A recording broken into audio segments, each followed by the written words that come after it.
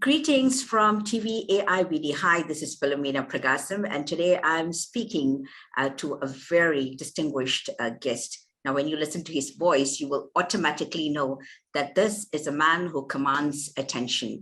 He's none other than Jose Ruperto Martin Andanar. He's a former TV personality, but secretary of the PCOO. And it gives me great pleasure to have him in our program, Connect with AIBD. Secretary Andanar, you've not just talked about, revitalizing media in the Philippines, but you're also looking into several issues, looking at children's rights, you're talking about access to information, and a whole lot of new ideas. Welcome to TV AIBD, Excellency. Thank you so much for having me, and I'm excited to answer your questions. Honorable Martin Andanar, you were previously a television news anchor, radio commentator, podcaster, video audio blogger, and a voice-over artist. I'm sure that all these media, accomplishments are pretty different from your current position as Secretary of PCOO. Tell us about some of your recent tasks that you're working on, Excellency. We continuously work on ways to improve the operations of all our government media platforms. Likewise, we continue to strengthen our partnership with other government media agencies and the private media because we believe maintaining a good working relationship with these stakeholders will help us go the extra mile in fulfilling our mandate of informing and empowering people. Our current task that we are currently undertaking right now is sustaining our crisis communications program, Laging Handa, or in English, Always Ready.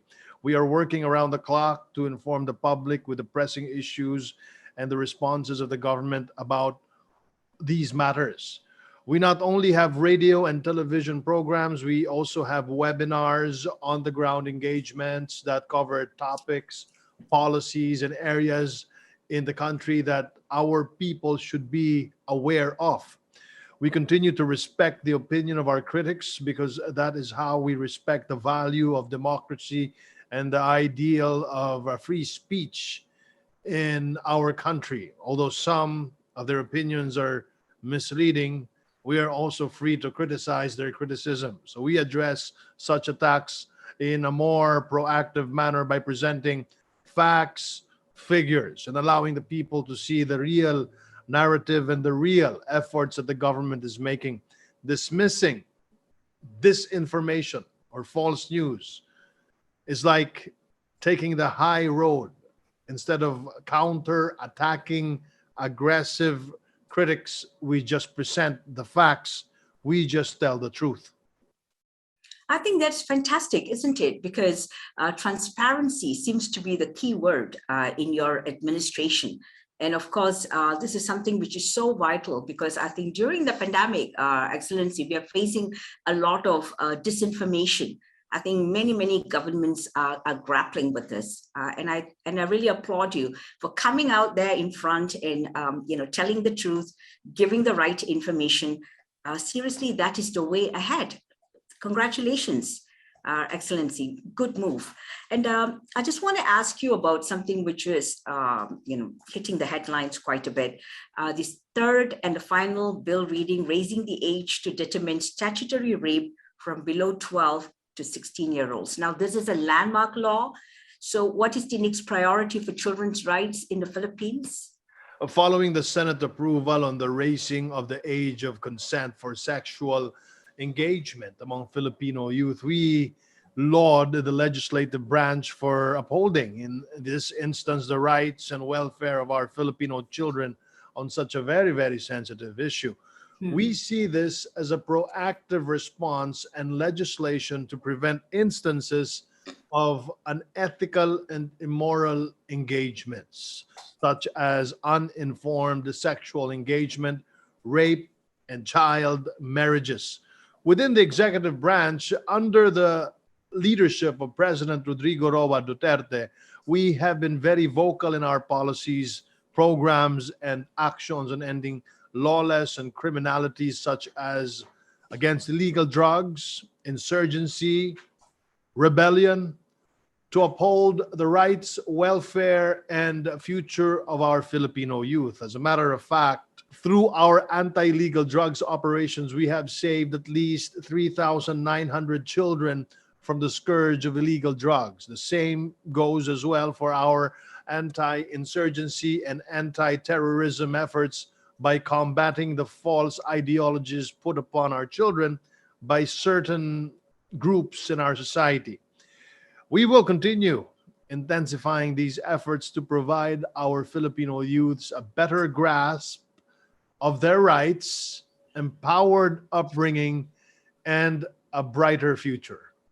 No, that's really great, because I think these are some of the key issues that would be probably of concern to Philippines.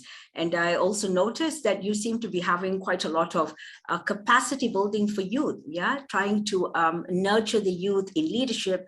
Lots of training. I think you mentioned earlier about webinars, training. Now, these are really good moves. I have not met a leader who is actually preparing the youth, for leadership.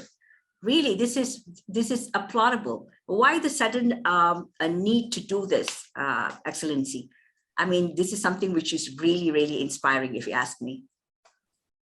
I have been a staunch advocate of the youth. The youth is the future of our nation, and it's the future of the world.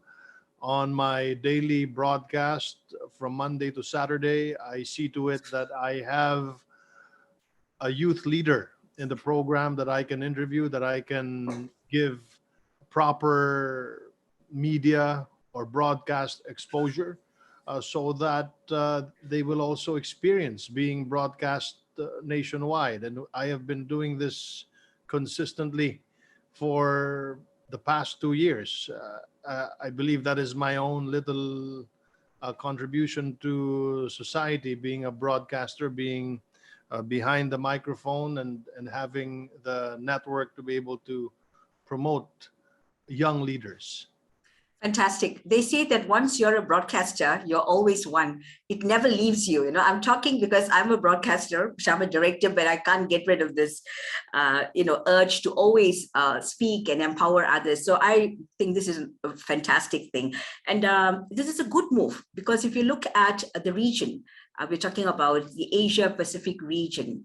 The youth seems to be the major people who are upcoming. It's not the aging society, but we're looking at a more youthful society that's coming up. And it's so important for leaders to take note of this. So it's fantastic what Philippines is doing to empower more young people.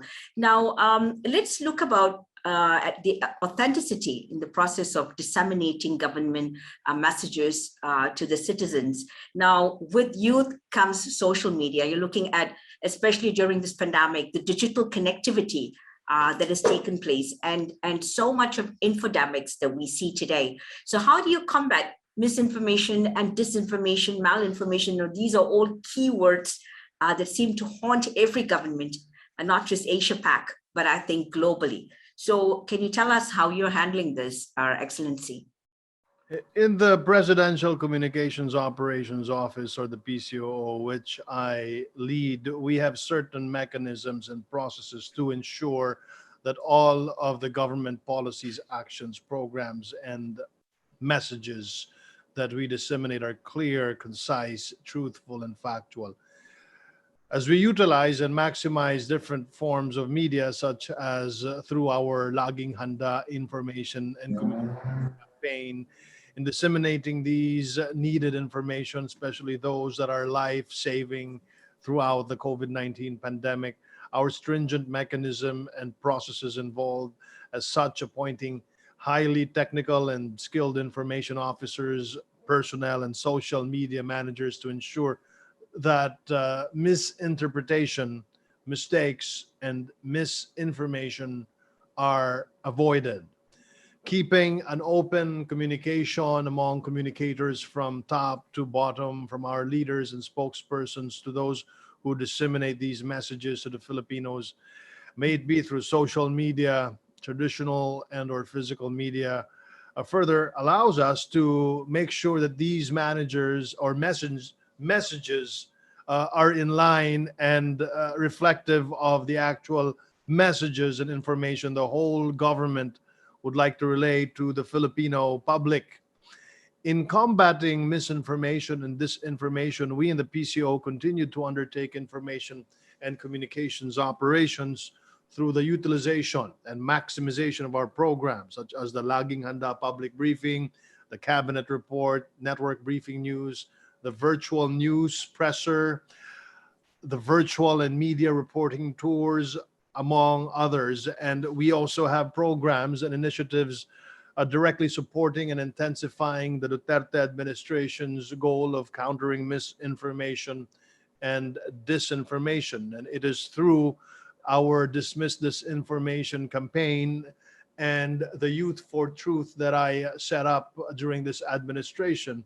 It is also noteworthy to remind the public that it is under the leadership of President Duterte and under my tutelage that we opened the floodgates of discussion about fake news and misinformation during the 2017 ASEAN conferences that were held here in Manila. Mm. Subsequently, the following year, it was adopted by the country Singapore, which served as a chairman of the ASEAN in 2018. Through these campaigns, we are promoting the PCOO's 5 Cs of determining and verifying the creator's intent, the content, communicator's identity, the context and consequence to ensure that we combat the proliferation of such dubious and fake news and information. And I would just like to also say or add that because of all of these strides that we have done, and because of the initiatives that we have also injected in government, which was also part of the 2017 ASEAN conferences, we did have a very successful National Information Convention here in the Philippines, which my office led and was the first NIC or National Information Convention that transpired in our country, involving more than 1,000 information officers across the 7,600 islands of our country. And from that convention, we were able to identify the issues and the problems and get insights that led to the creation of one of my pet projects and another Duterte legacy, which is the first government communication academy that will rise in Manolo Fortich, Bukidnon, in the island of Mindanao.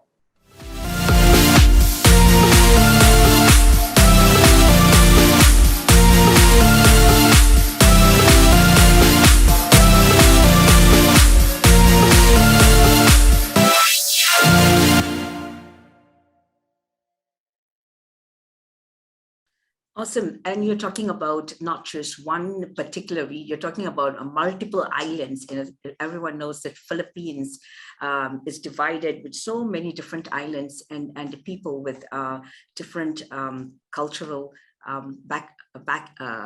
background as well. So it's not an easy task, but you were talking about reaching out through connectivity, especially during the pandemic. Now, how would you rate the digital connectivity in order for you to give this information that you're talking about, Secretary Andanar?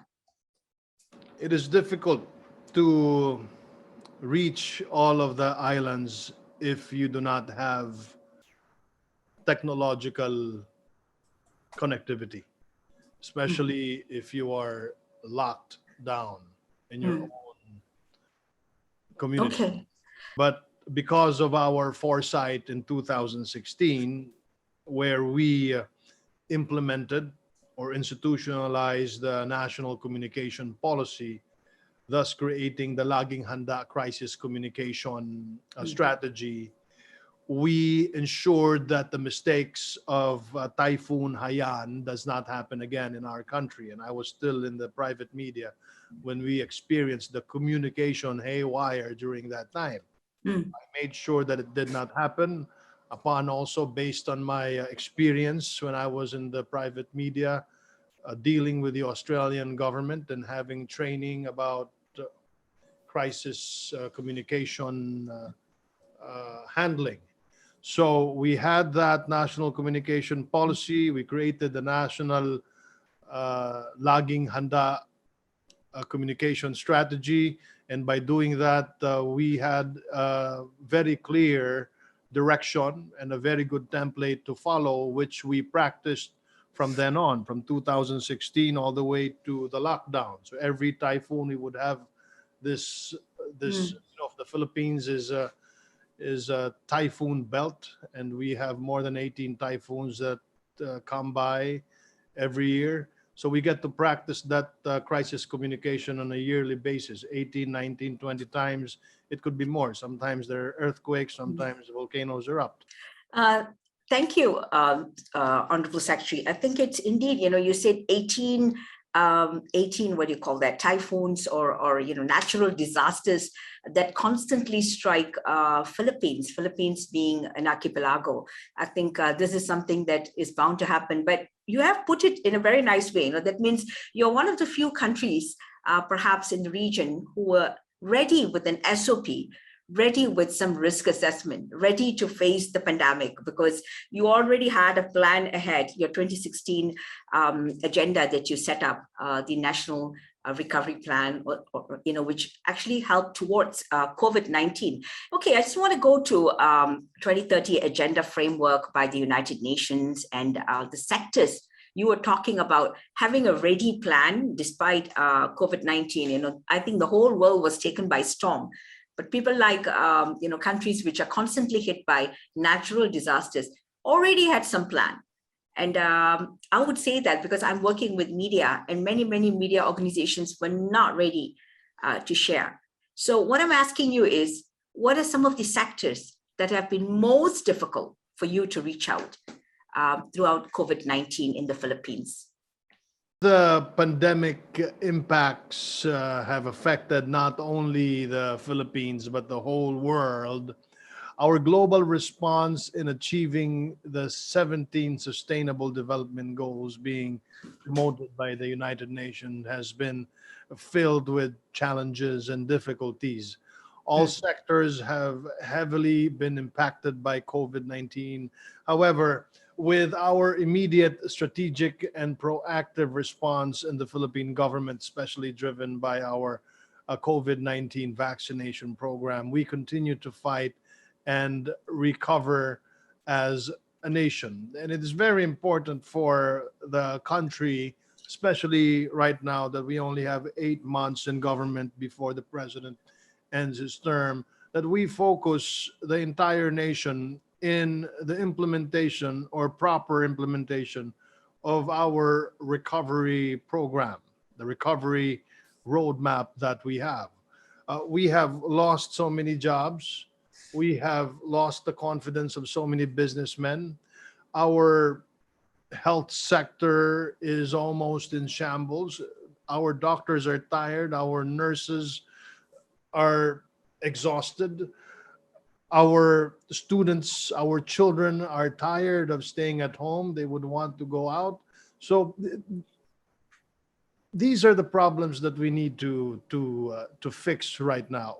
We need to get our message across the nation that even if we have a presidential elections in a few months by May of 2022, we should talk beyond politics. This is about the survival of the nation.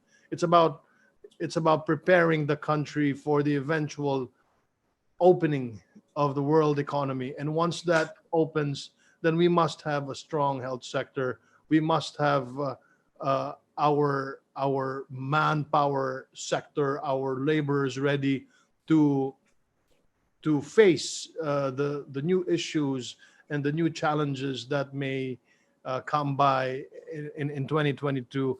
And one of the ways of doing that is to prepare themselves to reskill, to upgrade whatever manpower skills they have. And our government is addressing that by giving free trainings, continuous trainings, especially today. Well said. I think what you're trying to say here is COVID-19 and building back better of the nation is actually more crucial than any other, upcoming issue or upcoming agenda. So the Agenda 2030 to build back better by nations, all nations should take heed that COVID-19 is the number one priority, fighting and rebuilding back societies. I think that's the key factor. And you said it very well, Secretary Martin, because that's what nations should be doing, looking at how to build back better the economy, the health sector, and also children who have not gone to school. I think this is a global factor,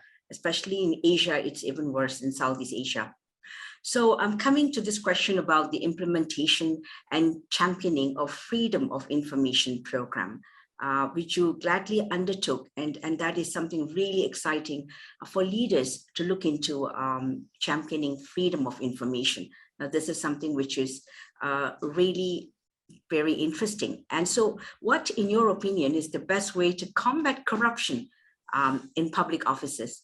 And you said utilizing media to ensure that there is complete transparency in the systems and the processes of management or public administration.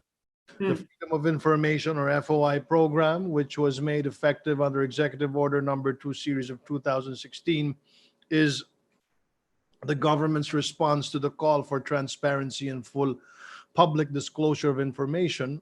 Further, it is a government's mechanism which allow Filipino citizens to request any information such as official records, public records, documents, and papers pertaining to official acts, transactions, or decisions, as well as to government research data used as basis for policy development of all government offices under the executive branch, including government-owned and controlled corporations and state universities and colleges, provided that it shall not put into jeopardy privacy and matters of national security.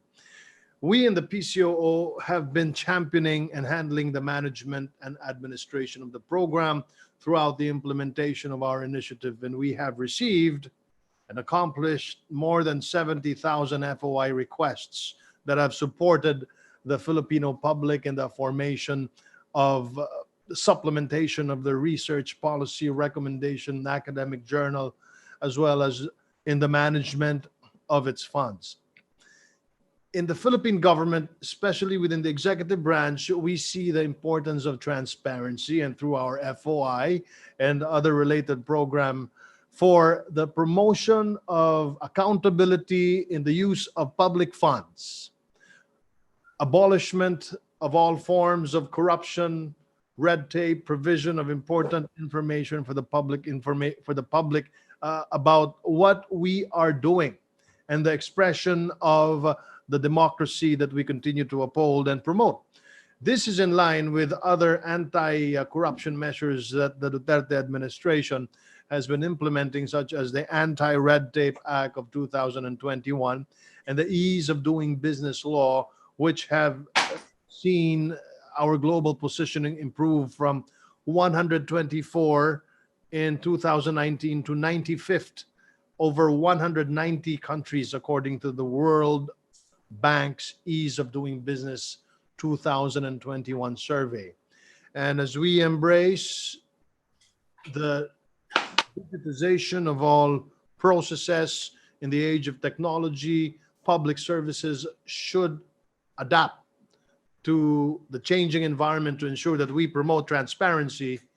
And with that, we have been utilizing all government media platforms in this regard to provide convenience and reach the Filipino public nationwide, given that 72.7% or majority of Filipinos have access to the internet based on the 2020 internet user penetration report by Statista.